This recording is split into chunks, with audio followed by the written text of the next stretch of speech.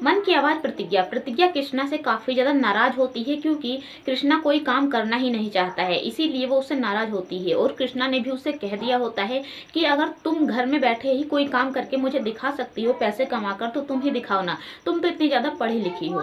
जिससे प्रतिज्ञा काफी ज्यादा इस बात को सोच सोचकर परेशान होती है। वहीं वो कृष्णा से कहती है कि तुम मेरे लिए सादा पेपर और पेन लेकर आना, जिससे कृष्णा काफी ज्यादा परेशान हो जाता है कि आखिर ये सब पेन और सादा पेपर कहाँ मिलता है। और वो अपने दोस्तों से जाकर कहता है, चंदू से और दूसरे वाले दोस्त से, जिससे वो भी कहते हैं कि ये तो हमें पता नहीं है, लेकिन हमने एक दुकान देखी है, चलो वहां पर जाकर पूछते हैं। और कृष्णा जाता है उस दुकान पर, लेकिन उसे समझ में ही नहीं आता कि वो कैसा पेपर खरीदे। और वो प्रतिज्ञा को फोन करता है। प्रतिज्ञा को फोन करने के बाद पूछता है कि मैं तुम्हारे लिए कैसा पेपर लेकर आऊं।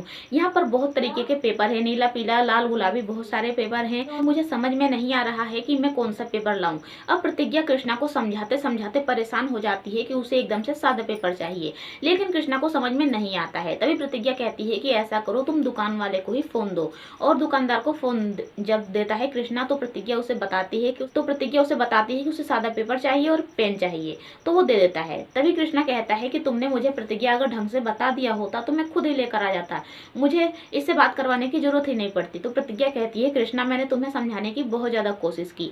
वहीं जो कृष्णा के दोस्त हैं वो दोनों कहते हैं कि कहीं ऐसा तो नहीं कि भाभी तुम्हें पढ़ाएंगी इस उम्र में, और तुम्हें फिर काका गागा सिखाएंगी और तुम्हें फिर पीटेंगी भी। अब कृष्णा को सपना आने लगता है, वो सोच में पड़ जाता है कि हाँ, प्रतिज्ञा उसे पढ़ा रही है और वो स्टूडेंट के एक बच्चे की तरह बैठा हुआ है और पढ़ रहा है।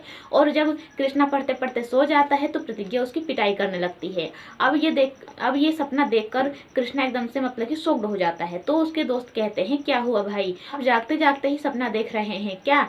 तो कृष्णा कहता है कि नहीं नहीं, तुम लोग मेरे को इतना ज्यादा परेशान मत करो, मेरी प्रतिज्ञा मुझे क्यों पढ़ाएगी और मुझे क्यों मारेगी। वहीं दूसरी तरफ शक्ति केसर से कहता है कि ये जो तुम्हारा होने वाला बच्चा है ये मेरा ही तो है ना, क्योंकि तुम ही वो हो जो कंफर्म कर सकती हो कि ये बच्चा मेरा ही है। जिससे केसर को काफी ज्यादा गुस्सा आता है, लेकिन फिर भी केसर कुछ भी नहीं बोलती है। तो फ्रेंड्स, और भी एपिसोड के लिए चैनल को सब्सक्राइब करें, वीडियो को भी लाइक करें।